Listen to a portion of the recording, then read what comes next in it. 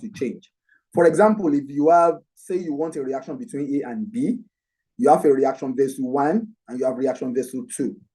So if you have A and B in in reaction vessel 1, and you also have A and B in reaction vessel 2. But the concentration of A in reaction vessel 1 is the same thing as concentration of A in vessel 2. But the concentration of B in vessel 1 is not the same as the concentration of B in vessel 2. That is, there is a particular reactant with different concentration in the two vessels. The temperature is constant. The concentration of one of the two reactants is constant, but there's a variation in concentration of one of the two reactants. Then that means the rate of reaction in the two reaction vessels are going to be different. The reason is simply because the concentration of one of the reactants is not the same. So what that means is that when you change concentration, you expect a change in rate. Now, and there is actually a relationship that is used to demonstrate this. That is the relationship between rate of reaction and concentration. When we say that when you vary concentration, rate changes, you're saying that the rate of reaction is proportional to concentration. That the rate of reaction is proportional to concentration. Now,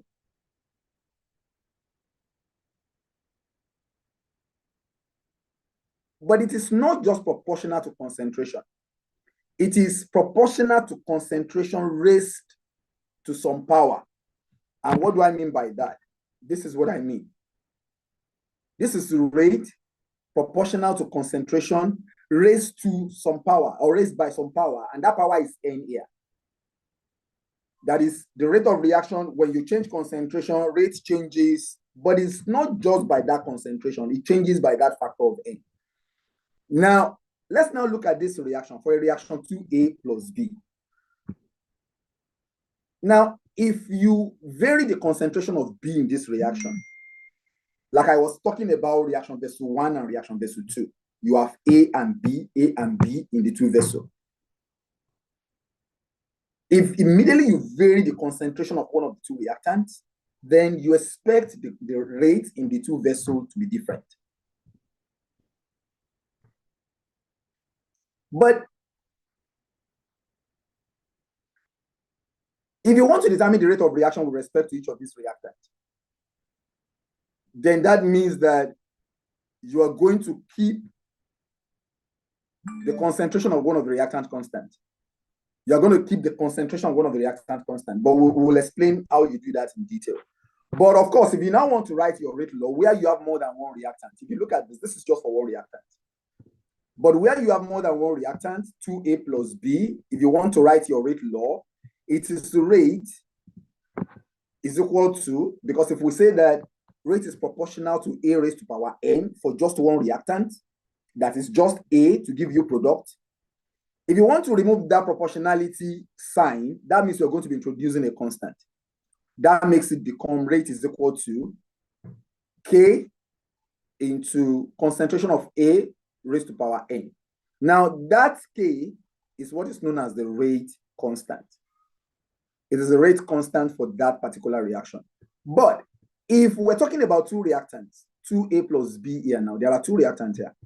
Of course, it's still the same thing, but in this case now you're adding two reactants. It's still rate is equal to the rate constant multiplied by concentration of A raised to some power and concentration of B raised to some power, in this case, M and N respectively. Now,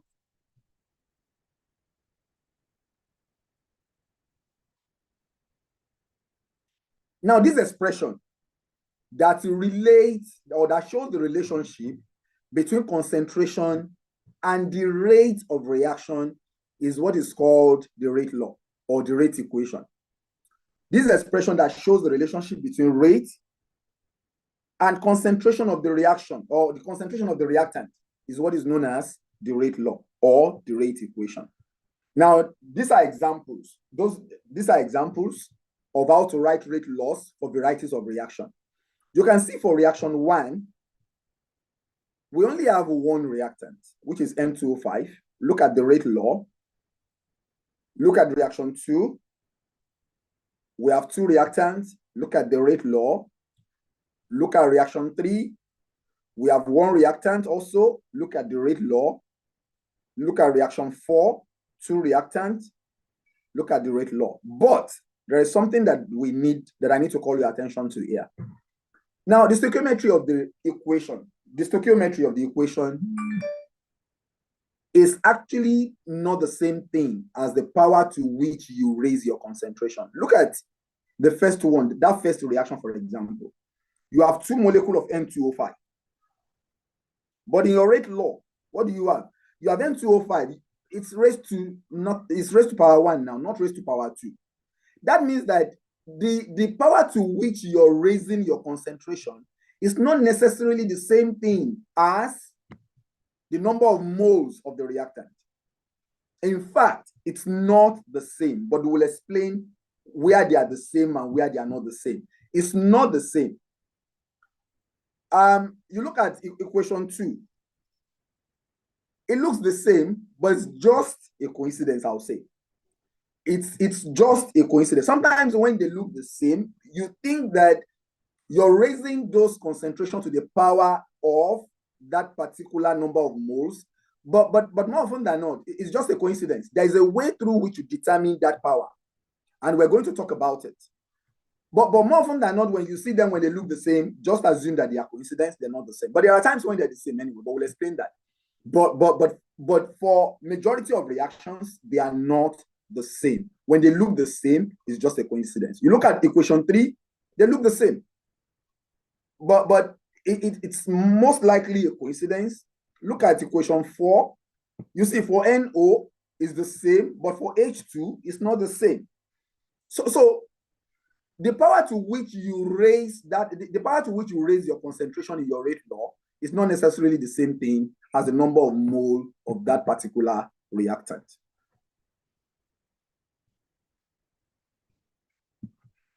Now, how do we determine that power? If we're saying that you can't just look at the equation and know what that power is, how do you determine that power?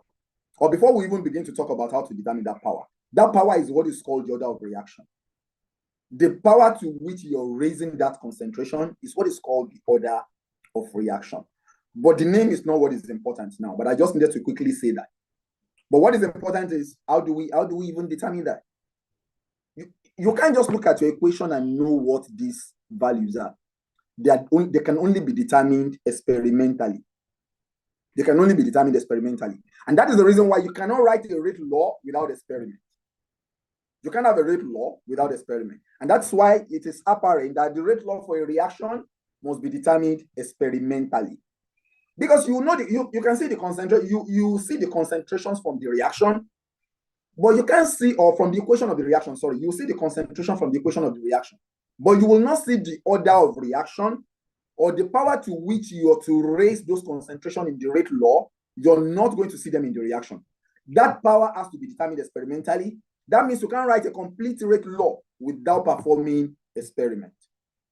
So it cannot be written by merely looking at the equation with a background of our knowledge of law of mass action. However, but for some elementary reaction, that power in the rate law may correspond to coefficients in the chemical equation. I was saying that there are occasional, or there are certain situations where you can look at your rate law, or you can look at your chemical equation, and you're going to be able to know the rate law from the stoichiometry. But it is not in all cases. That is only applicable to elementary reaction. What is an elementary reaction? Elementary reactions are reactions that takes place in just one step. Any reaction that takes place in just one step, there are no stages. You are not talking about mechanism of reaction. Any reaction that takes place in one step, then the order of reaction is going to be the same thing as the number of moles that you see in that equation.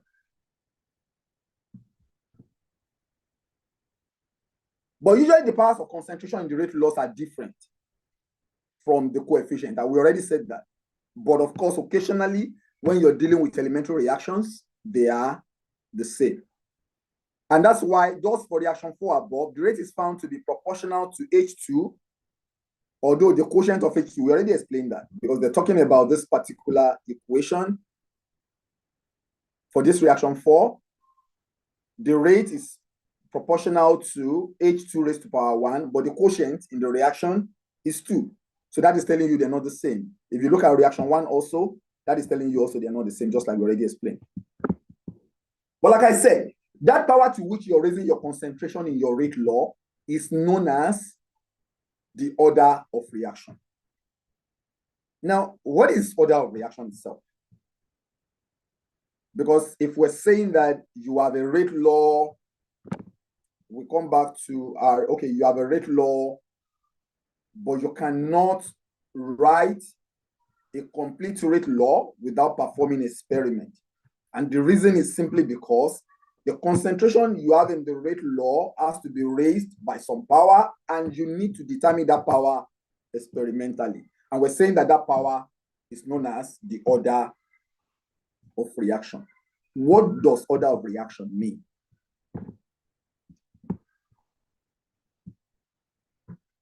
Now, the order of reaction is determined by, okay, before I go on, remember that when we started this class, I said chemical kinetics is about two things: rate of reaction and mechanism of reaction. Rate of reaction and mechanism of reaction. We have spoken extensively about rate of reaction. You can determine rate of reaction without knowing the order of reaction. But the second part, which is the mechanism of a reaction, that is where order of reactions come in. Because you cannot determine the mechanism of a reaction without the order of reaction. In fact, that is the whole idea, that for you to be able to determine the mechanism of reaction, the first thing you need to do is to be able to write the rate law. You need to know the order of reaction. And you cannot know the order of reaction without being able to determine the rate of that reaction. And how do you determine the rate of a reaction? You determine the rate of a reaction by monitoring the change in concentration of the reactant or product with time. Now, order of a reaction is determined by the number of atoms of molecule whose concentration change during the reaction changes the rate of a reaction. That is, anytime you're having a reaction, immediately you change concentration of a reactant. And that change in concentration of that reactant changes the rate of a reaction. Then that reactant whose concentration change led to a change in rate as an order. Because there are certain times when there is no order, because there are times when a concentration change will not affect the rate of a reaction. There are times there are some reactants, you change in a reaction, you change their concentration, it will not affect the rate of a reaction. Those ones are called zero order reaction, because they have no, that's why they're saying that they have no order. But for a large number of reactants or for a large number of reactions, change in concentration will affect the rate. And because the change in concentration affects the rate, then that reactant has an order. There is an order attached to that concentration. Then how do you now determine the value of that order? Or what does even the value, what actually translates to that order? Now, we already said that they are determined experimentally, and they are the power to which you raise your concentration. If you look at your rate law also, you are saying rate is equal to Kc1 raised to power n1, C2 raised to power n2, C3 raised to power n3. The n1, n2, n3 here, these are your order of reaction with respect to each of those reactants, respectively, C1, C2, C3. And the K here is the constant. But our main conversation now is how do we determine the N? Because that is one thing you must learn before the end of this topic. Because at the end of this topic, you must be able to write rate law. And to be able to write rate law, you need to know how to determine order of reaction.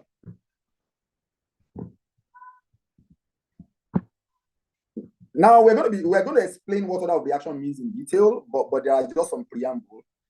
So now there are two types of order when you're talking about order of reaction. There can be order with respect to a reactant, and there's also the total order of reaction. Now, if you look at this rate law now, N1 is the order with respect to C1, N2 is the order with respect to C2, N3 is the order with respect to C3. While the total order for that reaction is going to be N1 plus N2 plus N3. That is going to be the overall order for the reaction. So the overall order is going to be N1 plus N2 plus N3, or if you have more than that in your reactant.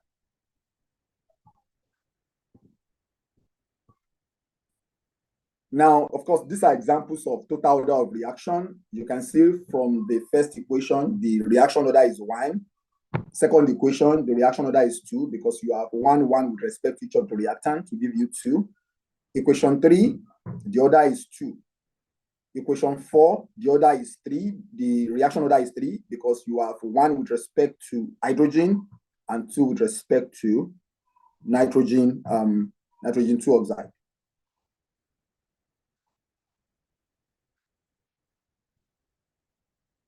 Then order can also be fractional. Order can also be fractional, like you can see in this case now. The total order is 3.5. Is 1.5, 3 divided by 2, because the order with respect to trichloromethane is 1, while the order with respect to chlorine is half. So making the total order 1.5. Now, so reaction may be classified according to the order. If in the rate law, if your M plus N is equal to 1, then the reaction is first order.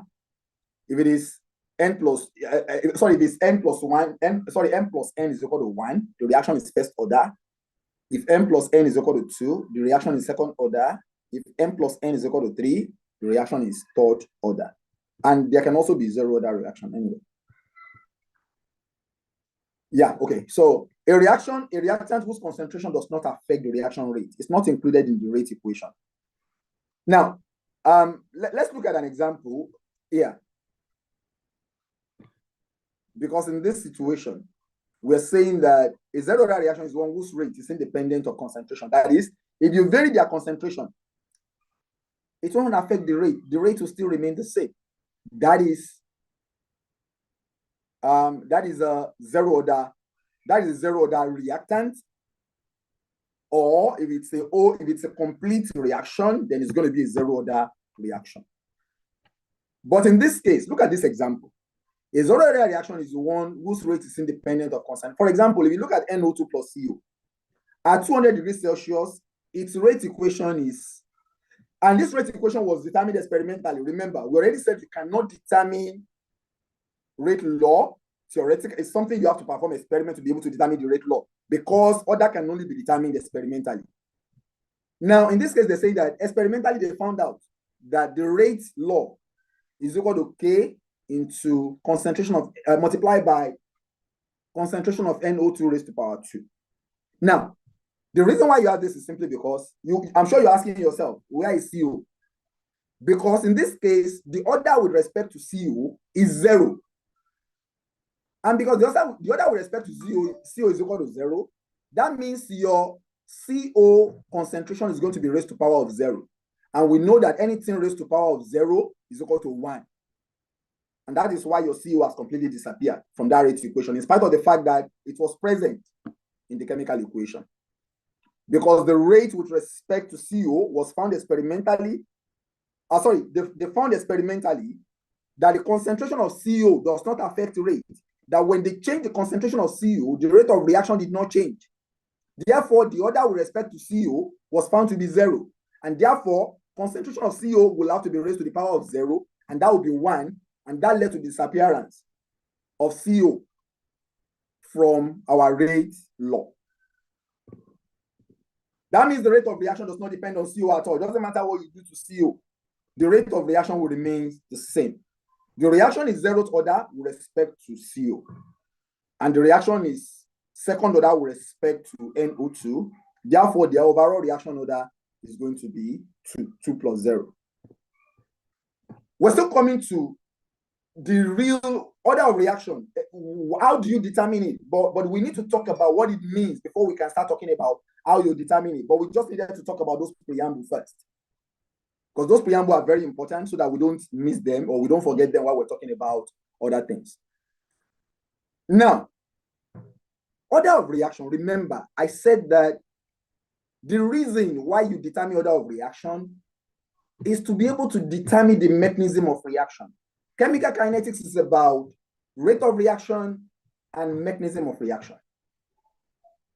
You cannot determine mechanism of reaction without order of reaction. How and why? I said originally that I call some reaction elementary reaction, that those reactions take place in just one step. But most reactions are not elementary. They take place in more than one step. And a good example of that is this. You have a reaction between A plus B to form C, and that C now reacts with more B to give you D. This is a two-step reaction. And the overall reaction can be given as A plus 2B, because if you add the two together, it will give you A plus 2B to give you D. That is the overall reaction. But that reaction takes place in more than one step. First, A plus B will react to give you C. Then C will now react with more B to give you D. Now, when you see these two reactions, when you see, because anytime anybody wants to write a reaction, they will just write the overall reaction, A plus 2B, to give you D. Now, if you see A plus 2B to give you D, now, and somebody now says, write the rate law for this reaction. This is an hypothetical, write the rate law for this reaction. And remember, we already said that you can't just look at the equation and write your rate law. You need to determine your rate law experimentally, and that is because you need to determine the order experimentally. And what does the order tell you? That order of reaction is telling you the character and the configuration of the slowest step of your reaction. Remember, I'm sure you've heard this before, that the rate determining step of any reaction, that the slowest step of any reaction is the rate determining step. Let us give an example. Let us give an example. We have 3 or 4 people pulling each other. They're trying to get to a particular destination, but they are pulling each other, they are holding on to each other. Now, say they are about 3 or 4, it doesn't matter, as long as they are holding each other's hand. It doesn't matter how fast the fastest man is, or the fastest man like to be. The rate at which they get to their destination will be determined by the slowest man. It is the same thing with reaction. When you have a reaction that takes place in more than one step, it doesn't matter how fast the fastest stage is, the overall rate of reaction will be determined by the slowest step. Let's look at this particular example. If you're looking at A plus B is very slow, but C plus B is very fast. That means that this rate of reaction will be determined by A plus B, by that first state. That is what determines the rate of reaction. Because the first one, it doesn't matter how fast it is. It's going to have to wait for the product from that A plus B to be able to do anything. It is fast, but it is getting its own raw material very slowly. Therefore, it can't even demonstrate its own fastness. So it doesn't matter how far the fastest stage is. The slowest stage of a chemical reaction will determine the rate of that particular reaction. And it is the configuration of that slowest state that you write in your rate law. Anytime you want to write your rate law, what you're writing in the rate law is the configuration of the slowest step. So you will look at what we're looking at here now, that for this reaction, when they want to write the rate now, they're saying that the rate is equal to K multiplied by concentration of A multiplied by concentration of B. That is the configuration of the slow step. So when you're looking for order of reaction, you are looking for the configuration of a stage of that reaction. You know, when you're writing mechanism of reaction, you want to write stage 1. This is what happens. Stage 2. This is what happens. Stage 3. This is what happens. Stage 4. This is what happened. You can now add all the stages together to give you the overall reaction. Just like we had 2 stages there, and we have the overall reaction. When you're determining the order of reaction, you want to know what species are present in the slow step. That's number 1. What number of moles are those species that are present in the slow step? That's number 2. In this example, it was found out that CO was not present in the slow step. That was why they are saying that the reaction was 0 order with respect to CO. We are not going into the detail of the mechanism of this, but that's why it was found out that, okay, CO, the reaction is 0 order. Because the CO, it was found out, because if it was in the slow step, when you change its concentration, the rate will change. The only reason why when you're changing the concentration, the rate is not changing is simply because that CO is not taking part in the slowest stage of that reaction. Just like in this case now, you have 2 molecules of B, but only 1 molecule of B is taking part in the slow step. And that is why when you want to write your rate law, you cannot have 2B. You're only going to have you can't raise your B to the power of 2. It's going to be to the power of 1 because you are talking about the configuration of the slow step. What are these molecules or species that you have in the slow step? That is, if that species is present in the slow step, it's going to be in the rate law. That's number 1. Then the number of molecules of that species that you have in the slow step is the power to which you raise that concentration in your rate law. Now, how do we determine order of reaction now? How do we determine order of reaction? But before we talk about that, you look at this equation. I'm sure you can see rate. You're saying rate constant. Rate constant. What is the difference between the two? Because we're saying that rate law or rate equation is the equation that give a mathematical demonstrations of the relationship between rate and concentrations of the reactant and concentrations of the reactant. But we're having rate constant. Now, what is the difference between rate and rate constant?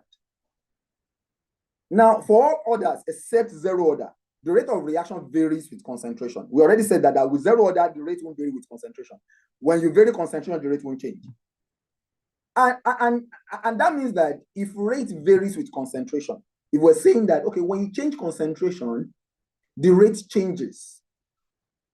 That means you cannot use rate to characterize the reaction.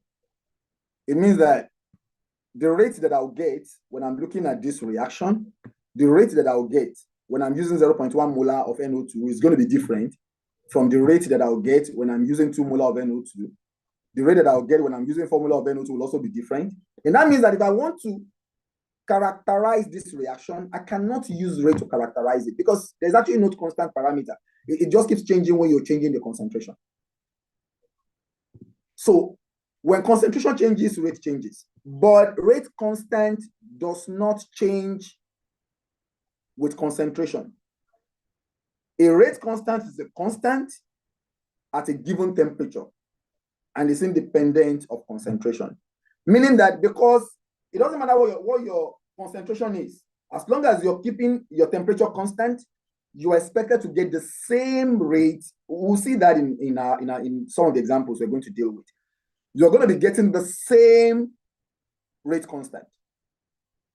That means if you want to compare 2 reactions with each other, Because if you want to compare that first reaction that I showed you with another reaction, you can't be using rate.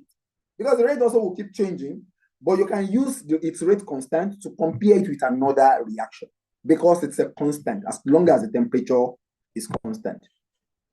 So it can be used to characterize and quantify reactions and to compare two reactions, but you cannot use rate of reaction for that because it changes with concentration. Rate constant is a constant as long as your temperature is constant. Don't forget, we're still coming back to how to determine order of reaction. We already explained what order of reaction means. But the next thing we want to talk about is how do we determine it. But before we talk about it also, of course, we need to keep talking about, because it's going to be our first point of call, the determination of order itself. It's going to be our last point of call, really. Now, I already said that you can classify chemical reactions into two types, elementary reactions and complex reactions. An elementary reaction is a simple reaction which occurs in a single step, while a complex reaction is that which occurs in two or more steps. And there's something called molecularity also, molecularity of a reaction. It is the number of molecules involved in that reaction. That is the molecularity. It is the number of molecules of reactants involved in a reaction. It is the number of, when you're writing your reaction, when you look at your chemical equation, you always see your molecularity there. It's the number of molecules of reactant. Thus, the molecularity of an elementary reaction is 1, 2, 3, according to the number of reactants. The number of reactant molecules now. Reactant molecules, not just number of reactants now, the reactant molecules that are participating in the reaction. Now, the elementary reactions have molecularity 1, 2, and 3. So, elementary reaction with molecularity of 1 is called unimolecular. The one with having molecularity of 2 is called bimolecular. The one with molecularity of 3 is called termolecular. And these are examples.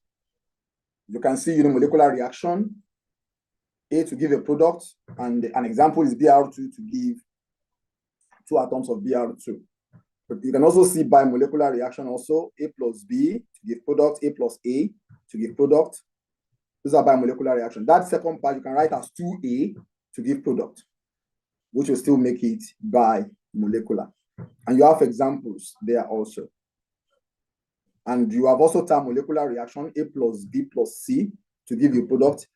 2A plus B will also be termolecular.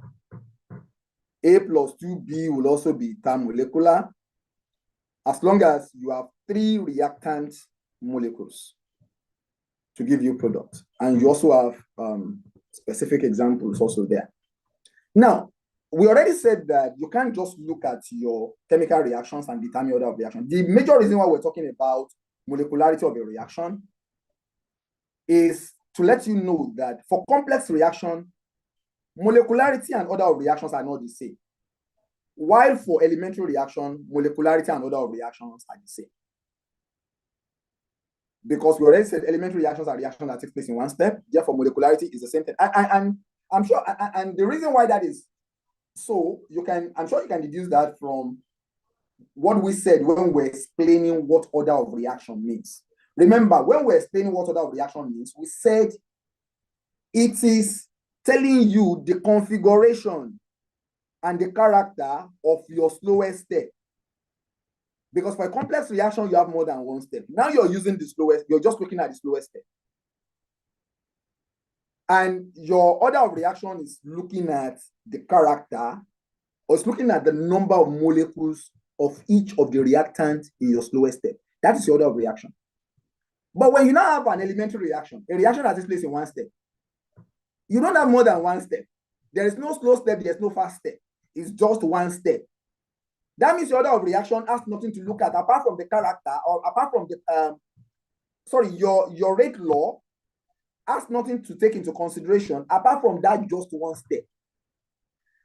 There is no slow step, there is no fast step. You want to write your rate law, you're going to be looking at that one step. You want to write your order of reaction, is also going to be that one step. Therefore, your molecularity and order of reaction are going to be the same. When it is 10 minutes to the end of the class, please, if I don't stop, somebody should call my attention to that, because I would want you to ask questions. I want us to use that 10 minutes to attend to questions. Now, so the term molecularity is not the same thing as order of reaction. So the total number of molecules or atoms which take part in a reaction as represented by the chemical equation is known as the molecularity. We already explained that. Why the sum of the powers to which the concentrations are raised in rate law are known as order of reaction. All this we already explained. We already said the rate of an elementary reaction is proportional to the number of collisions between the molecules, while the number of collisions in turn is proportional to the concentration of each reactant's molecule. And that's why for an elementary reaction, your order of reaction will be the same thing as your molecularity. So 2 molecules of A and 1 molecules of B are participating in the reaction, and therefore molecularity of the reaction is going to be 2 plus 1 is equal to 3. And if you want to write the order also, you're not looking at anything else. It's just that one step that you're looking at. Because the collision is taking place. Because the reason why we're looking at the slow step is it is the collision taken at the slow step that we're taking into consideration. But you don't have any step. It is just this one step. Everything is taking place there. You want to write your order, you'll also come back here. That is the configuration you're also going to, that is the configuration you're also going to be looking at.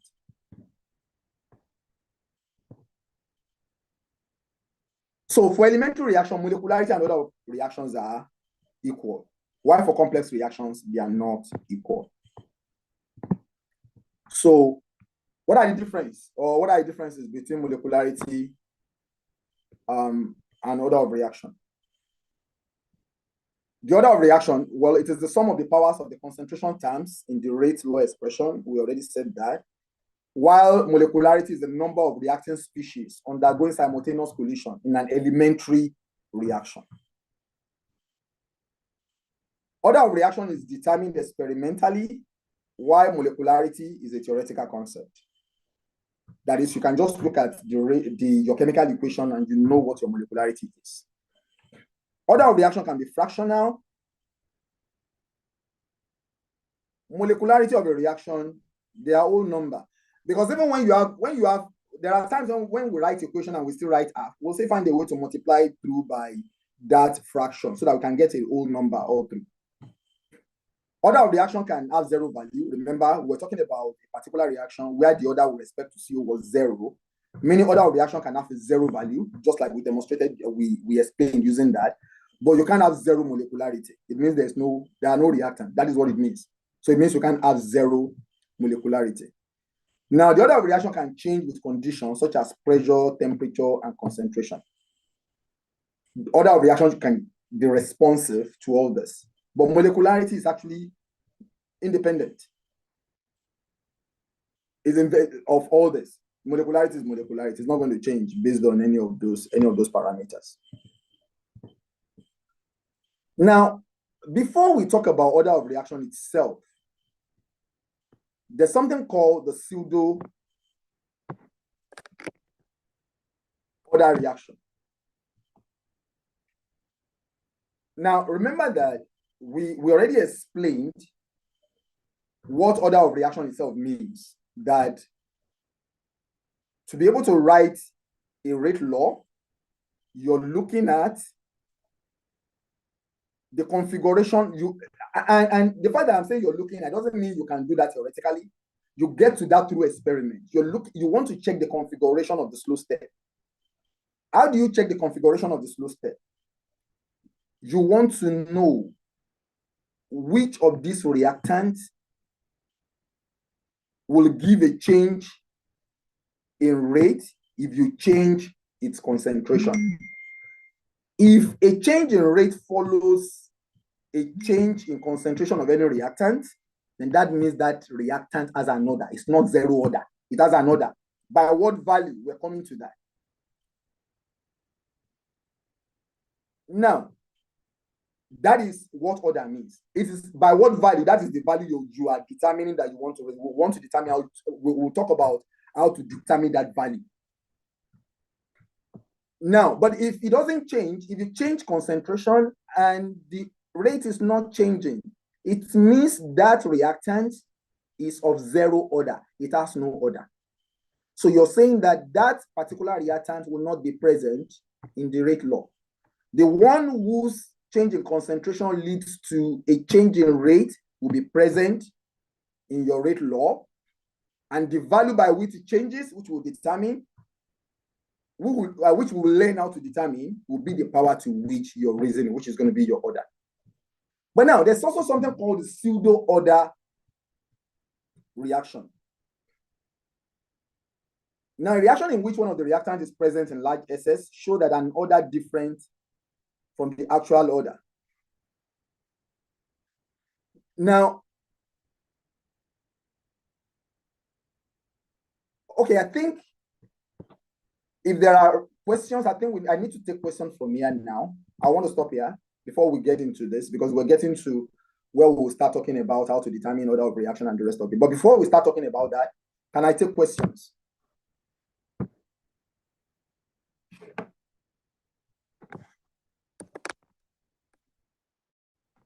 Okay.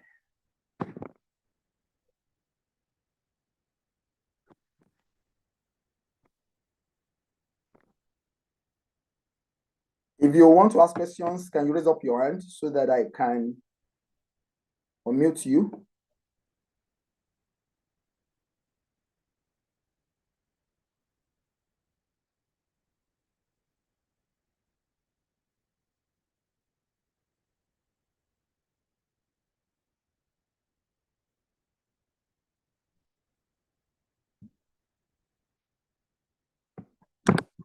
Okay, so I want to assume there's no, okay, I was saying there are no questions.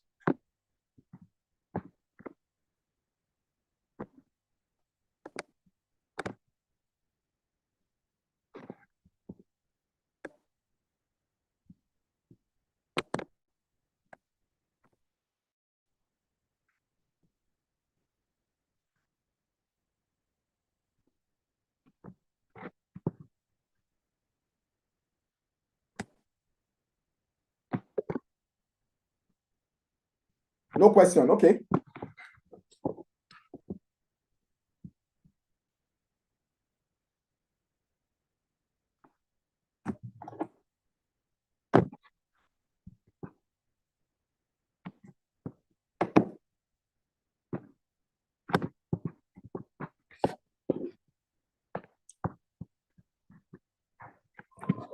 So now, if we're talking about pseudo order reactions.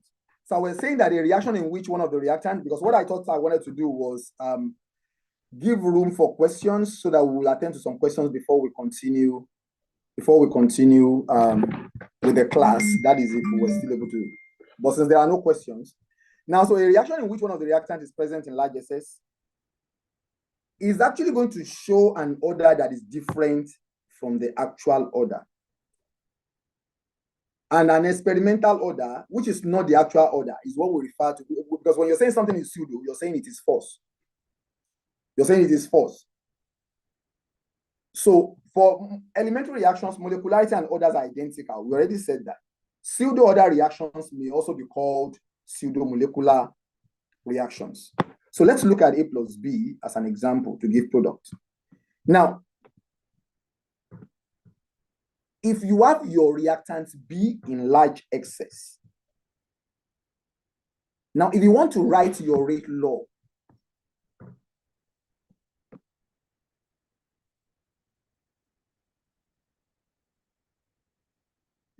this is what is going to be, say you're just looking at the reactant, A plus B, you want to write the rate law. This is what you're going to write first, anyway. Now, but because B is present in large excess, that means its concentrations remains practically constant in the course of the reaction. Now, what does that even mean when we're saying that the concentrations remain practically constant? For example, say you are having 0.1 molar of A, or you're having 0.01 molar of A, and you're having 1 molar of B, and the mole ratio is 1:1. Now, it means that by the time you've consumed all your A, you're still going to have like 0.999 molar of B left. That means at the end of the day, the concentration of B is practically unchanged. Fine, you will say because you have 0.01 of this.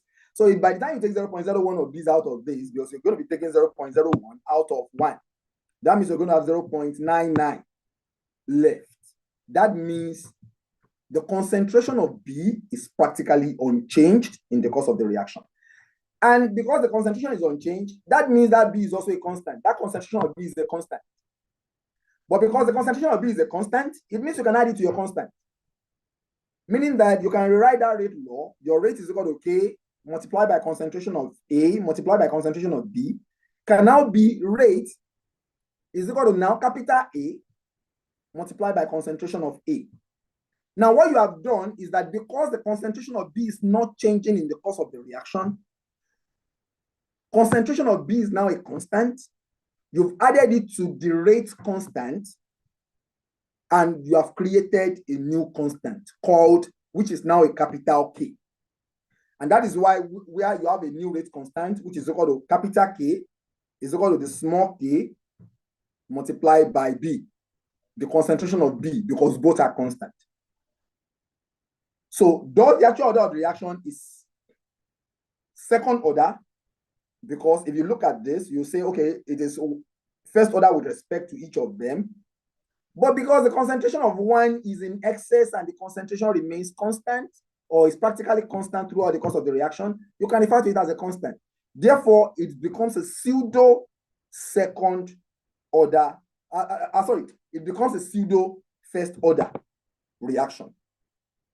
A pseudo first order because now B is no longer appearing in your rate equation. B is now part of your constant. But if you look at the rate law now, what you are having is just A raised to power 1, meaning that now this is a pseudo first order reaction. And that is simply because you have the concentration of the reactant in excess. The concentration of that reactant can be assumed to be constant. Because it is assumed to be constant, or it is taken to be constant, it is combined with the rate constant to give you a new constant, which is called a pseudo order constant, rate constant.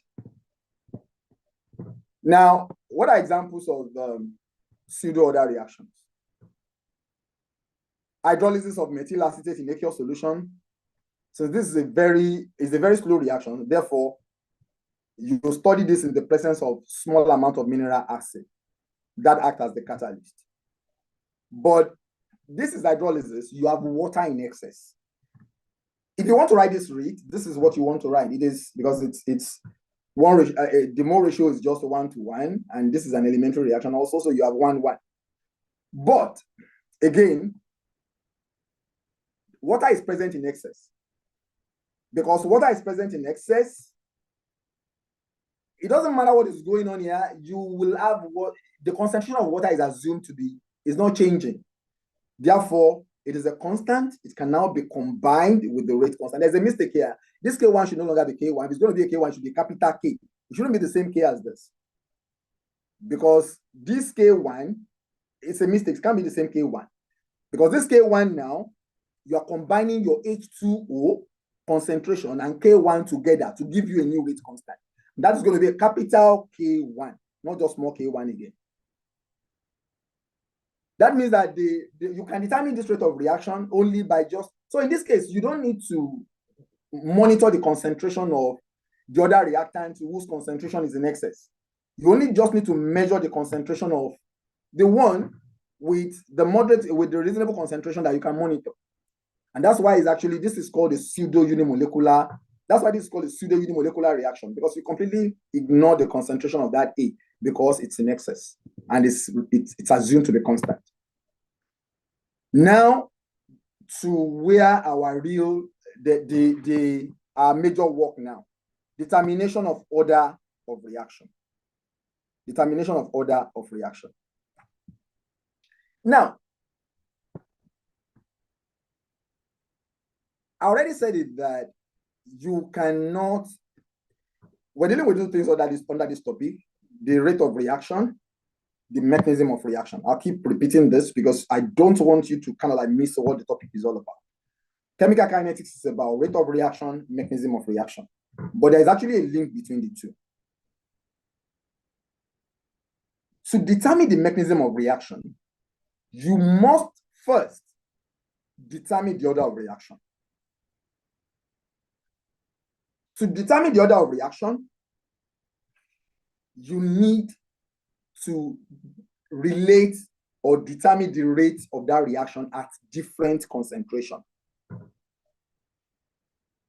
And that means that the windows through which you do everything in chemical kinetics is your concentration.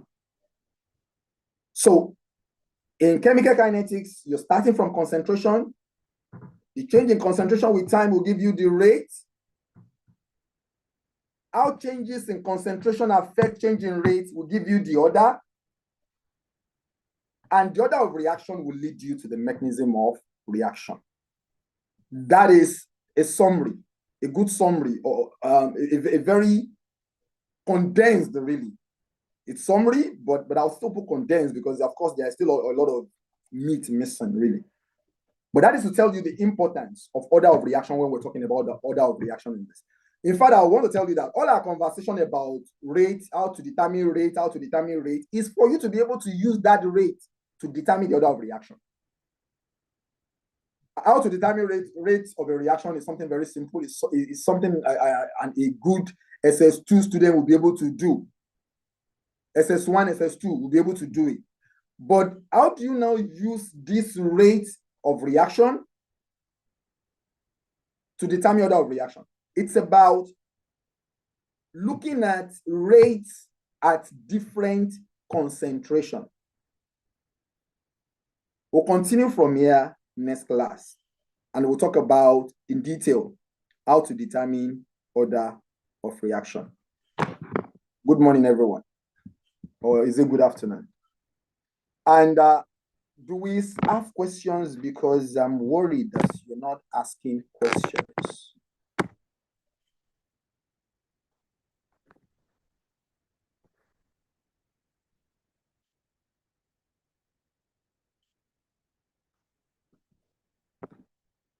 I'm still waiting here for questions. I can see somebody typing, thank you, sir. So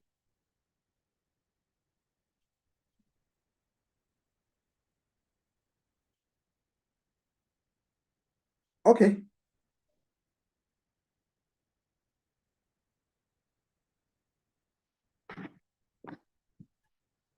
So if there are no questions, enjoy the rest of your. Oh, okay, somebody. Okay, do you have a question?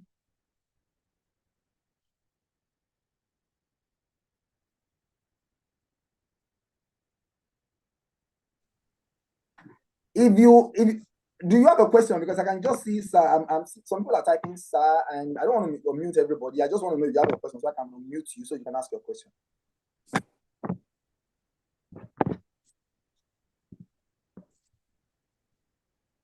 How can we know? Hello, sir. How can we know if one of the reactants is in excess?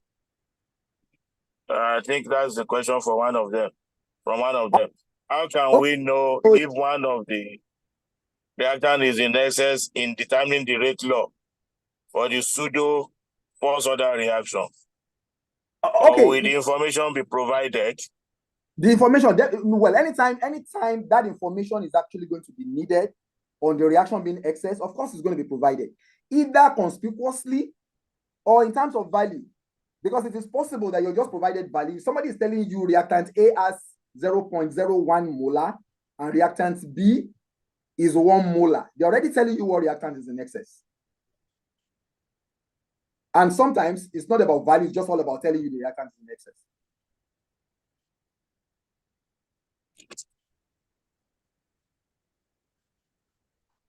Any other question? Thank you, sir. Thank you, sir. In your next class, sir, the student would like to see your video so that they can see you and know you. So the video was never on all this while. Sorry. Yes, sir. I didn't know. Sorry about so that that. they can greet you and thank you even Yeah, after the class. my apology, guys. I wasn't really aware. I think I was always okay. Maybe we're just used to not switching on video for most of our meetings. I'm sorry about that, guys. Thank you, All sir. right. We appreciate you, sir. Yes, sir. Bye-bye.